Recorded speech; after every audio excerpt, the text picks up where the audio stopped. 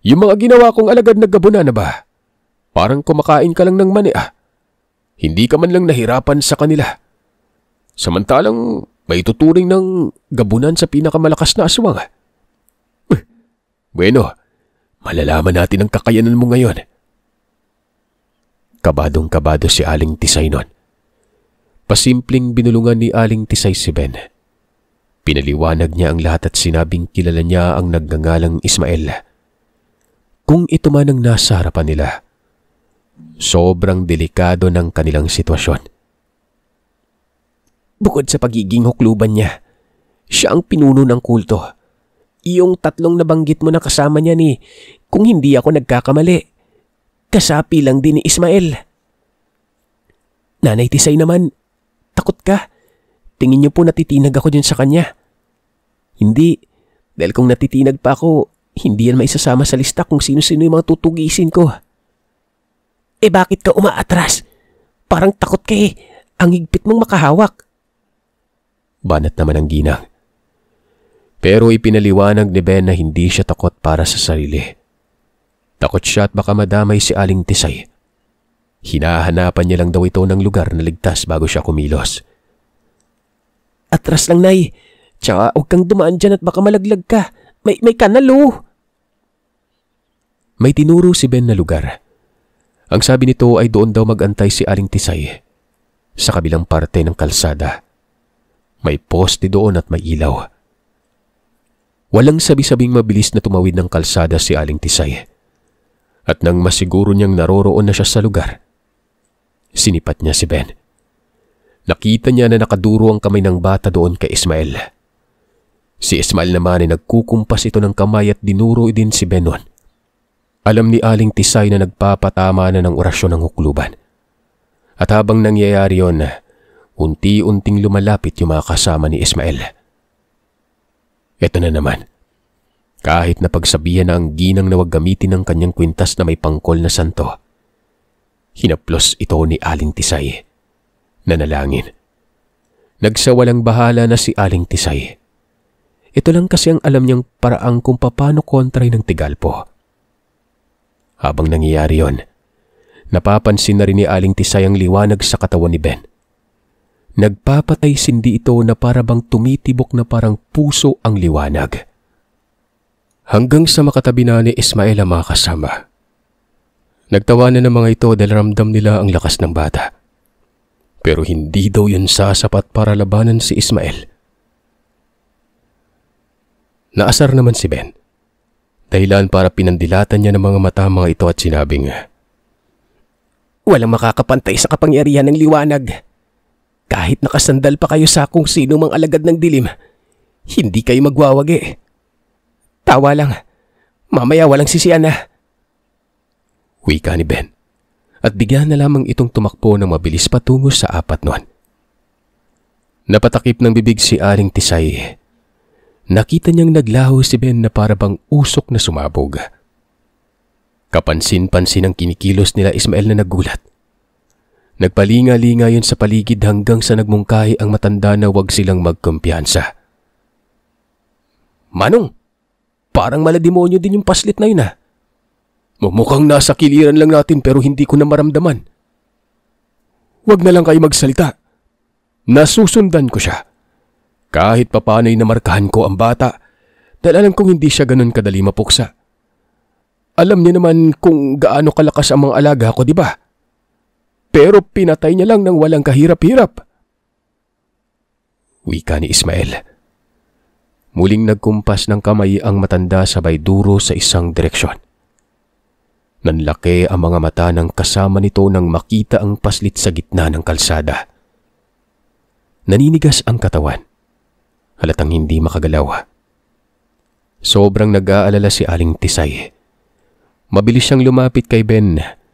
Hinawakan nito ang bata pero napapitlag si Aling Tisay dahil parang nakukuryente siya nun. Sinubukan niya ng paulit-ulit ang paghawak sa paslit. Pero hindi niya kinakaya ang lumalabas na kung anong puwersa sa katawan nito. Hanggang sa lumapit na si Ismael kay Ben. Tinulak si Aling Tisay dahilan para matumba ang ginang sa kalsada. Dinakma ni Ismael ang ulo ni Ben at ganoon na lamang ang pagtataka ni Aling Tisay dahil walang nangyayari kay Ismael. Tila baga hindi tinatabla ng matanda sa presensya ng bata noon. Kinaladkad si Ben patungo sa tabi ng kalsada para itong tangkay at hindi makagalaw. Lumapit si Aling Tisay pero nakatikim siya ng pagsuntok mula sa kasama ni Ismael noon. Tinamaan ng ginang sa muka at halos panawan ito ng paningin sa lakas ng suntok. "Kamakikialam kung ayaw mong madamay," wika ng isang lalaki. Nga pala, tinamaan si Ben ng orasyong pagpako kung kaya't hindi nakagalaw ang bata. Kung maitatanong kung bakit kayang gawin ito ng kagaya ni Ismael, samantalang ang abilidad at inkantasyon ay galing sa masama nun. Ang sagot, pwedeng-pwede, pero doon lang sa may mga matataas na antas ng karunungan. Maaari itong si Ismael ay nakamtan na ang dalawang basbas. Kumbaga, kayang gumamit ng karunungan sa kanan at kaya ding gawin ng karunungan sa kaliwa ng sabay. Balik tayo sa kwento. Bagamat hindi nakakagalaw ang paslit, pero alam niya ang nangyayari sa paligid. Nakita niya rin kung paano natumba si Aling Tisay. Galit na galit si Ben. Panay sangbit sa kanyang gabay pero ang sabi nito, sobrang lakas umano ng kalaban. Dumudura-dura noon si Ismael ng hangin. Kasabay nito ang patuloy na pag-usal. Ibig sabihin lang ay pinapalakas pa ng hukluban ng bisa ng kanyang ginagamit na pampako sa paslit. Nagsisisigaw sa pagmamakaawa si Aling Tisay. Ang sabi siya na lang daw ang patayin, wag ang bata. "Wala kang kwenta dito. Kung papatayin ka namin wala kang bilang. Tumahimik ka na lang dyan," wika ni Ismael. Habang nasa gilid ng kalsada si Ben, bigla na lamang itong binitawan ni Ismael. Dahilan naman natumba ang bata at kitang-kita sa mukha ng paslit ang pagdaing nun. Gustong-gusto nitong sumigaw at pumiglas, pero hindi niya nagagawa. Hindi niya rin mabuka ang bibig nun, maliban na lamang sa kanyang mga mata na malayang nakikita ang lahat. Nagbungis-ngisa ng mga kasama ni Ismael. Sinipa pa si Ben at sinabing katarungan daw ito sa mga alaga ni Ismael. Tila ba nakakasiguro na si Aling Tisay na katapusan na ito ni Ben? Naiisip niya ng mga sandaling ito si Nanay Annabel. Napaiyak na lamang ang matanda at sinabing patawad. Hanggang sa bigla na lang natahimik ang mga kasama ni Ismael noon. Ang hukluban ay kumunot ang muka. Mabilis na bilang ang tingin sa ibang direksyon. Nagtataka si Aling Tisay. Kagad niyang inalamang dahilan kung bakit naging ganon. Hanggang sa may nakita siya sa may unahan. Isang tao. Paparating sa kanila. Nagkatitigan pa ang mga kasama ni Ismael. Tinanaw maigi kung sino ang paparating. Nanlaki ang mga mata ni Aling Tisay. Ang taong naglalakad ay walang iba kundi si Mateo. Tahimik lamang ito. Nang masilayan nilang tuluyan ang mukha nito, wala man lang emosyon na para bang dadaan lang. Pero huminto si Mateo malapit sa kinaroroonan nila Ismael. Kasabay nito ay siya namang pagkawala ni Ben sa inkantasyon. Galit na galit ang paslit pero na makita si Mateo. Natulala ang bata. Sina Ismael at mga kasama ay hindi nakakagalaw. Para bang nakakita sila ng sobrang nakakatakot. "Maraming salamat sa pagtingin sa akin bilang tatay, anak. Sarap pakinggan at maramdaman. Ismael, baka may gusto kang sabihin." Ba't parang takot ka ata? "Walang hiya ka. Anong ginagawa mo dito? Paano ka nakarating dito?" "Wala. Napadaan lang ako." "Bakit? Tingin mo ba kayong sadya ko?" "Hindi pa pwedeng mapadaan lang. Parang napaka-importante mo naman ata para sadyain ko." "Anak, tumabi ka dyan. sabi ni Mateo. Hindi nakapagsalita si Ben. Bagamat nagtataka pero walang nagawa ang bata kung hindi ang sumunod na lang. Nanatili namang nakatulala si Aling Tisay. Narinig din ng ginang ang binitawang salita ni Mateo. Hindi niya lubos mapagtanto na ganitong presensya ang bumungad sa kanya. Para kasing wala lang si Mateo. Pero natitiyak ng ginang na walang ibang sadya ito kung hindi iligtas ang sariling anak.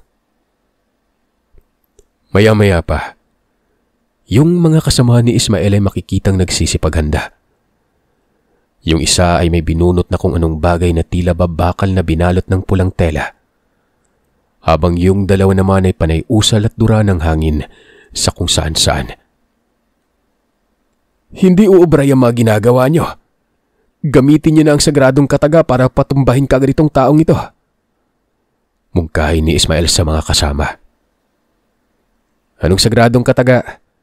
Sa aling panig? Masama o mabuti? Hindi nalingid sa kalaman mo yung kaya kong gawin. Minsan na kitang muntik mapatay pero pinakawalan kita. Dahil sa akala ko babasagin mo ng organisasyon tinayo mong isang kulto eh. Nagpatuloy ka pa rin pala. Alam mo ba kung ano talagang sadya ko dito sa lugar? Tanong ni Mateo. Dagdag nito, ang totoong sadya ni Mateo ay ang patayin sana ang mga gabunan. Minamatyaga ni Mateo ang mga ito pero inunahan daw siya ni Ben. Isa pang sa dahilan ng pagpunta niya ay para patayin din si Ismael na minsan niya nang nabigyan ng pagkakataon. Kung magsalita ka, para kang Diyos. Sabagay, ganyan naman ang mga sugo. Pero alam mo ba nang dahil sa pagbibigay mo sa akin ng pagkakataon, lumakas ako. Tingnan mo yung anak mo. Malakas pa siya sa'yo pero nagawa ko lang siyang mahuli ng walang kahirap-hirap. Paano pa kung ikaw na? Ang baguhan na mas angat ang abilidad. Iba sa may karanasan. Magkakaiba yon, Ismael. Huwag kang hangal. Tugon ni Mateo. At may kung anong binunot ito sa tagiliran. Kitang-kita ni Ben at Aling Tisay na makita ang mahabang bagay na parang isang espada. Hindi kayo nagkakamali ng pandinig. Ganun ang binunot ni Mateo na kung titingnan ay parang napaka-imposible umano. Gawa ng walang anumang bagay na dala ang tatay ni Ben. Kaya paanong nagkaroon ito ng tangkil na espada nun? Halos 1 metro ang haba nito at yung hawakan. Parang salamin. Kitang-kita kasi ni Ben ang refleksyon niya sa hawakang yon. Samantala, habang nangyayari ito ay napaatras si Ismael. Kumunot ang mukha na parang nagtataka. Sabi ni Mateo, hindi niya ito nilabas nung tinutugis niya si Ismael pero dahil nararamdaman niyang lumakas nga talaga ito at kailangan niyang gamitin ang sandatang krisalis. Anong krisalis? Ben, oy, may alam ka ba sa gamit ng tatay mo? Tanong ni Aling Tisay. Oho, ako naman po itong tinatanong kitang pangalawang beses pa nga kami nagkita eh. Sandali, may sinasabi po sa akin si Jeremiel. Panandali ang tumahimik si Ben. Hanggang sa nagsalita ito at ayon sa gabay. Ang krisalis daw ay matatawag din na espada. Pero kakaibang nga lang ang tinataglay ni Mateo. Hindi inaasahan ni Jeremiel na may krisalis ang tatay ni Ben. Samantalang ang ibang uri naman ang gabay nito. Dapat ang may ganyang sandata ay ang mga taong napili ng mga sirapin umano para maging kasangkapan sa pagtuwid ng mga maling gawain dito sa lupa. Ay, lang po yung sabi niya. Parang wala namang kwenta kasi wala naman akong naiintindihan doon. Krisalis, pero hindi na lang sabihing itak ang dami pang pinapangalan. Baka kalis siguro, pero iba naman atang postura. Masyadong makinang ito, Ben. Sabi ni Aling Tisay. Habang hawak-hawak ni Mateo ang sandata, nag-umpisa na itong maglakad at kinukumpas ang patalim. Saksing buhay ang mga mata ni Aling Tisay. Dahil sa bawat kumpas ng sandata ay nagkakaroon ng animoy guhit sa ere na umaapoy. Kinipat-kipat pa ni Aling Tisay ang paningin. Pero totoo talaga. Si Ben naman, mariing tinitigan ng bawat guhit. Tapos napapailing ang bata na parabang hindi makapaniwala.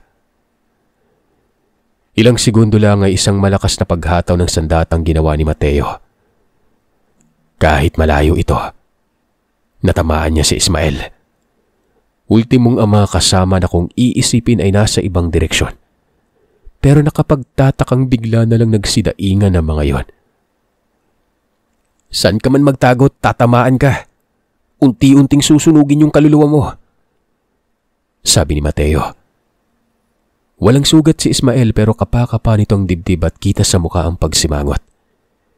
Itinaas pa ang kamay na animoy nagpapahiwatig ng pagsuko. Pero hinataw ulit ni Mateo ang sandata.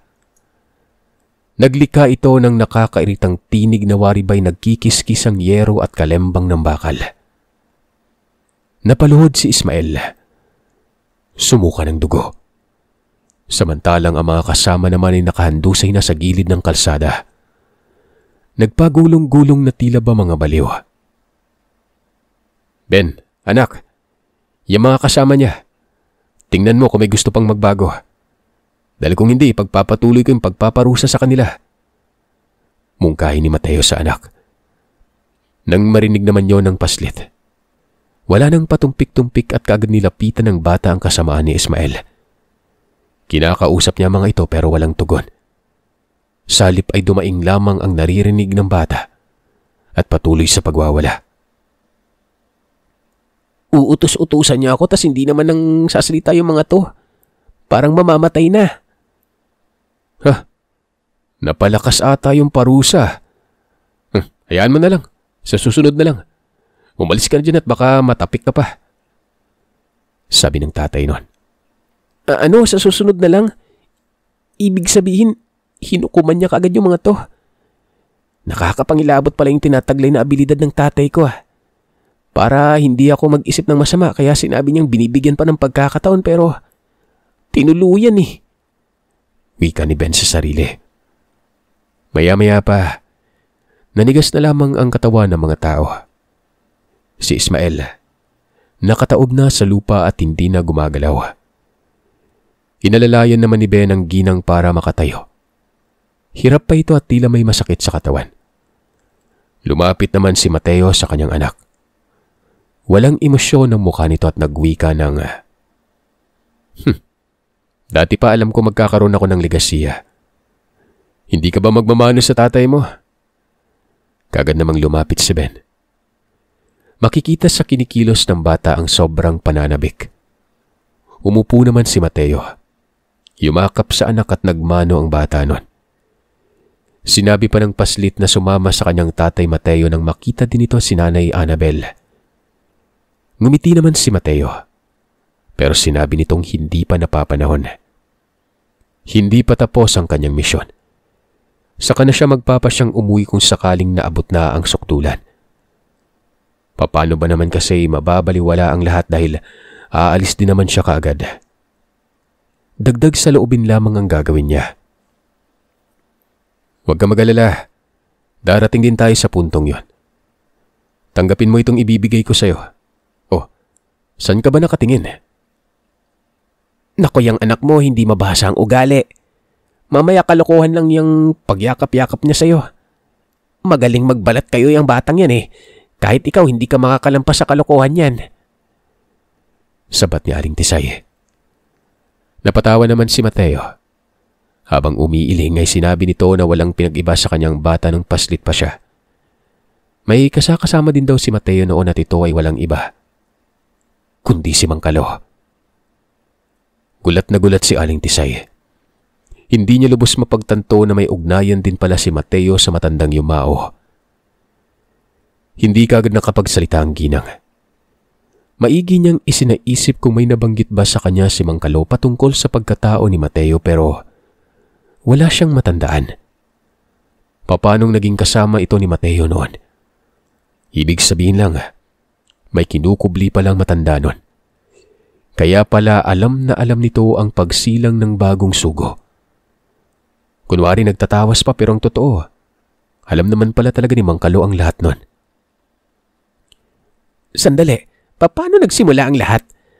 Parang nakakagulat naman. Kilala ko si Mang Kalo pero may lihim pala sa inyong dalawa. Tama. Katulad nyo, di ba? Kayo lang ang pamilya mo ang nakakaalam na ginagabayan mo si Ben. Kaya ako napapadala sa lugar nyo dahil ito kay Mang Kalo. Hanggang sa nagbinata ako at doon pa lang ako nakapagdesisyon na iwan siya. Nag-aalala na kasi ako sa pamilya niya. Sa akin nilang palagi nakatuon ang atensyon niya. Hindi niya daw ako pababayaan pero paano naman yung mahal niya sa buhay, di ba? Ngayon, sabihin mo sa akin, di ba? Walang pinagkaibang pagtrato ni Mang Kalo sa akin noon at ang trato mo kay Ben. Para mo na din siyang anak, tama?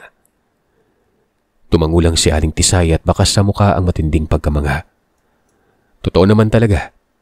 Dahil si Aling Tisay mismo ang nakaramdam nito. Parang napag-iiwanan niya na ang sariling pamilya. At doon na lahat nabuhos ang atensyon kay Ben.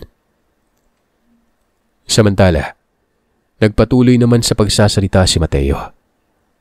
Ayon dito, sinadya daw ni Mang Kalo na si Aling Tisay ang gagabay kay Ben. Lumikha ng proseso si Mang Kalo na siyang magkakapagtawag ng pansin kay Aling Tisay. Dahil kung hindi pa, karaniwang pangyayari lamang umano ang iisipin nito habang sinisilang ang bata. Maraming ermitanyo ang nasa lugar nila, Annabel. Alam mo yun dahil doon ka nakatira. Bakit si Mang Kalo ang una mong kinausap matapos mapaanak si Annabel, di ba? Hindi ka ba nagtataka doon? Pagdudugtong na yun sa ligasiyang sinimulan naming dalawa. At kagaya mo, sakit din sa ulo yung dulot ko sa matandang si Mang Kalo. Walang araw na hindi siya galit sa akin pero magpaganon pa man, di isang beses hindi niya ako nilubayan. Ben, hoy ano ba? Ito may bibigay ako sa'yo. Ang layo naman ng tingin mo.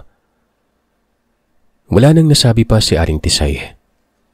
Posible ang lahat ng mga nabanggit ni Mateo.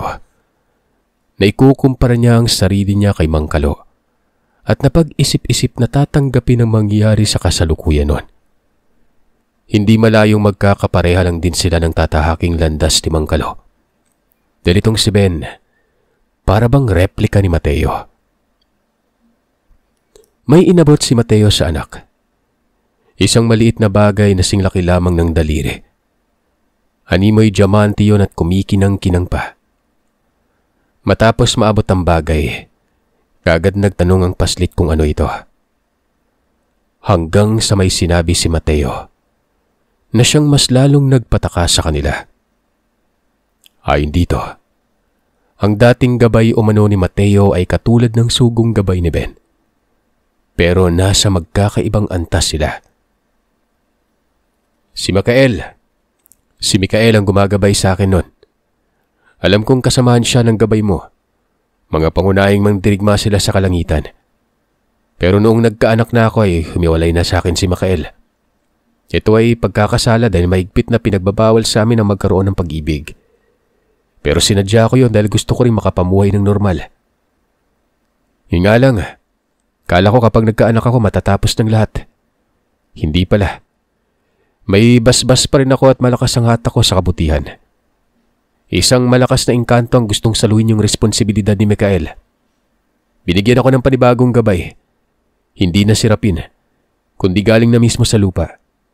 Nabibilang nga lang sa ibang mundo. Gustong maprotekta ng engkanto ang kalikasan kaya nakipag-ugnayan sa akin. Paliwanag ni Mateo. Dagdag nito, malalaman daw ni Ben ang kung ano ang gabay ng tatay niya balang araw. Sa ngayon ay hindi pa pwedeng ilantad. Dahil bukod sa may limitasyon ng presensya ng engkanto sa lupa, hindi din pwedeng malaman ng iba kung anong meron siya. Kung kailan lang papahintulutan ng itaas ay saka palang magkakaroon ng pagkakataon para ipaalam. Pero doon lang sa taong labis niyang pinagkakatiwalaan. At ang bagay daw na binigay niya kay Ben, ito ang krisalis na sumasalamin sa kabutihan at pagbibigay katarungan. Ito din at replika ng sandata ni Mikael ang krisalis ng mandirigmang sugo ng kalangitan. Matapos makapagsalita ni Mateo, tumayo na ito at naglakad palayo. Tinawag pa ni Ben pero hindi na siya pinapansin. Sabi naman ni Aling Tisay, antay na lamang umano ang araw na muli silang magkikita. Nagaya na si Aling Tisay na umuwi na sila. Hindi naman nag-alangan ng paslit. Ayon kay Aling Tisay, sobrang saya daw ni Ben noon. Katunayan habang papauwi ay pinag-uusapan nilang dalawa ang patungkol kay Mateo. Nabanggit din ng bata ang abilidad ng ama na hindi halos mapagtanto ni Ben na magkapareha lang pala sila ng pinanggalingan. Magpaganon pa man, mas nanaig sa paslit na makasama ang tatay. Alam niyang napakabuting tao nito. Hindi naman kaila dahil magkapareha sila ng adikain noon. Madaling araw na nang makarating sila sa lugar nila. Kung pagtataka noon ni Aling Tisay kung bakit tila may mga tao sa bahay nila Ben. Ang ilan dito nagsasaayos ng tarapal at may ilan pang abala doon sa bandang likod. Kinabahan si Aling Tisay. Hindi magandang palatandaan ng ganito. Hinila niya ang bata at mabilis silang naglakad papasok ng bakuran. Dito ay nakita ni Aling Tisay ang nanay ni Ben. Nasa beranda. Bagsak na bagsak ang muka at kausap ang kapitbahay na si Rosana. Huminto si Ben at makikita sa muka ang biglaang pagsimangot. Unti-unti itong naglakad palapit. Hanggang sa sumirit ng takbo patungo sa likod ng bahay. Sumunod naman kaagad si Aling Tisay noon. Habang nangyayari naman ito ay nakita na ni Nanay Annabel ang anak. Pero hindi sinangpit ng bata. Salip ay umiyak ng umiyak si Nanay Annabel. Nang makarating sa likod ng bahay si Aling Tisay, nanlaki ang kanyang mga mata nang makitang nasa higaan si Lolo Toro. Hubot-hubad, inaasikaso ng 3 tao. Parang iniimbalsa mo. Nanonood ang bata at hindi man lamang alintana ang nakakarinding tagpo nun. Umiyak ang paslit. Bumaba ng bahay si Aling Tisay at kaagad lumapit sa bata. Sinabi niyang wala na si Lolo Toro. Pagkatapos umanong umalis nila Aling Tisay kasama si Ben, doon nagreklamo ang Lola Karing na wala na siya. Natagpuan ito sa labas ng bahay na kataob at hindi na gumagalaw. Nang mga sandaling iyon ay hinila ng sapitan ni Nanay Annabel ang bata. Bagamat kaanak nila ang namatay pero nakakarindi tingnan ang pag-iimbalsa mo dito. Pero nagpumiglas si Ben. Huminto sa pag-iyak. Naging seryoso ang mukha hanggang sa, "May pumatay sa kanya. May pumatay sa Lolo Toro. Kasalanan ko to. Kung hindi lang sana ako umalis, hindi mangyari to. Wala ang mga bantay sa bahay kung wala ako." Teka nga Ben, wag ka dyan. Ang kulit mo, hindi ka ba natatakot makakita ng iniimbalsa mo? Annabel, ako nang bahala sa bata. Asikasuhin mo na lang yung mga kailangan mong gawin. Mabuti na lamang at hindi na umano pumalag si Ben. Nahila ito palayo ni Aling Tisay. Doon banda sa kung saan siya minsang pinagkatuwaan ng bata noon. Sa ilalim ng manggahan. Ano ka mong sinabi mo? Pinatay ang lolo mo. Paano mo nalaman? Sabi po sa akin ni Jeremiel, pinatay si lolo. Pinatay ng mangkukulam. Hindi ko pa alam kung sino. Hindi masabi ni Jeremiel at hanggang doon lang siya sa palatandaan na nagbabase na kinulam. Saglit na nag-isip si Aling Tisay. Napatanong sa sarili kung anong palatandaan bang sinasabi ng bata. Hanggang sa tinungo niyang labi ni Lolo Toro. Nang mga sandaling ito ay sinusuotan na ng damit ang bangkay. Wala namang kakaiba. Pagsuri niya sa baba ng tenga, may napansin si Aling Tisay na itim na marka. At kung hindi siya nagkakamali, marka ito ng isang mangkukulam. Tama si Ben, batay sa sinabi ng gabay nito. Kinulam ang lolo ng bata. Kaagad niyang tinungo ang asawa ni Lolo Toro. Naroroon ito sa loob ng maliit na kubo. Nakaupo sa papag at magang-maga mga mata. Pinakiusapan nito na may titingnan lamang siya sa katawan ng matanda nun. Hindi naman nagsalita si Lola Karing. Nakatitig lamang ito sa kanya habang nagtataka. Sinuri ni Aling Tisay ang kamay ng matanda. Paa, talampakan, maging leeg. Pero wala. Hanggang sa inihip-ihipan ni Aling Tisay ang bunbunan. Nang mahawi ang buhok sa bandang noo, dito ay may napansin si Aling Tisay na marka. Kagad lumabas ng kubo ang ginang dala ang matinding pag-aalala. Diyos ko, sino kaya ang may gawa nito? Pwedeng ilang araw mula ngayon ay susunod yung matanda. Teka nga. Wika ni Aling Tisay sa sarili at tinungo si Nanay Annabel. Kapareha ng ginawa ng ginang doon sa lola ni Ben. Sinuri din ni Aling Tisay ang katawan ng Nanay Annabel. Nagpupumiglas ang nanay ni Ben. Nabigla ito sa ginawang yon ng komadrona. Nagtanong kung bakit pero hindi kumikibo si Aling Tisay. Hanggang sa may napansin ding marka ang ginang sa batok nito.